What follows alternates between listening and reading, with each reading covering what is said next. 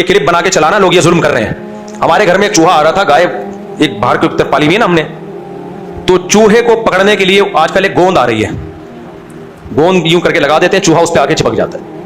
اچھا میں جب صبح اٹھا ہوں تو مجھے فوراً آواز آئی کہ اس طرف نہیں جانا, یہاں پر چوہا پکڑا گیا ہے, ایسا نہ ہو کہ میرے پاؤں بھی آ جائیں.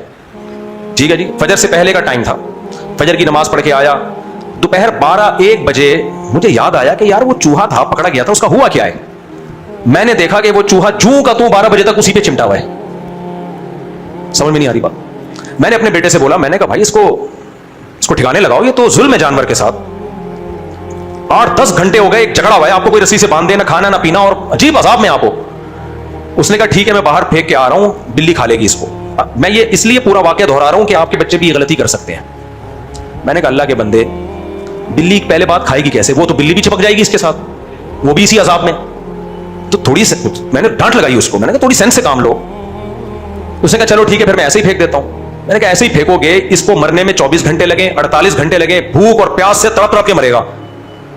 یہ غلطیاں عام طور پہ گھروں میں ہو رہی ہیں, اس لیے میں اپنے گھر کا واقعہ, اس کو میں نے طبیعت سے تنبیہ کی اپنے بچے کو.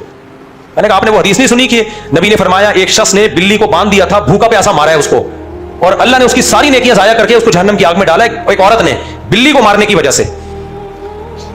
آپ کہہ سکتے ہو بلی تھی, یہ چوہا ہے بھائی, بلی بھی ہمارے کام کی نہیں تھی, چوہا بھی نہیں.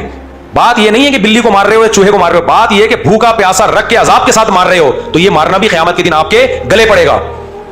ایک جاننے والے صاحب نے کیا کیا, چوہا پکڑا, وہ پھڑکی سے نہیں لگا دیتے, اس میں چوہا آ کے پھنس جاتا ہے اندر, ٹماٹر رکھ دیا, چوہا بندر ہی, اور وہ پھڑکی پڑی ہوئی ہے دھوپ میں, سارا دن دھوپ میں وہ چوہا اسی میں تڑپ تڑپ کے بھاگ رہا ہے. رات کو آ کے انہوں نے اس کو مارا ہے. یار تم صبح ہی مار دیتے, نہیں جی صبح آفس جانا ہے, دیر ہو رہی ہے. وہ سارا دن دھوپ میں, آپ کبھی دھوپ میں اس طرح تڑپو, تو بھائی یہ حرام ہے, ناجائز ہے. سمجھ میں آ رہی ہے بات. تو میں نے پھر کیا کیا, اس چوہے کا سر بڑے سے اینٹ سے ایک دم سے کچل دیا تاکہ مر جائے فوراً, پھر جو ہوتا رہے گا ہوتا رہے.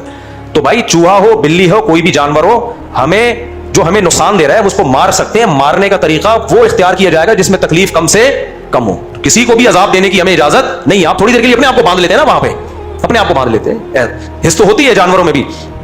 تو اب یہ سمجھیں کہ جانور کو تکلیف پہنچانا گناہ اور جانور پہ احسان کرنا ثواب, یہ تو شریعت کا ایک اصول ہے. لیکن جہاں انسان اور جانوروں میں ٹکراؤ ہوگا تو ترجیح کس کو دی جائے گی, بولو, انسانوں.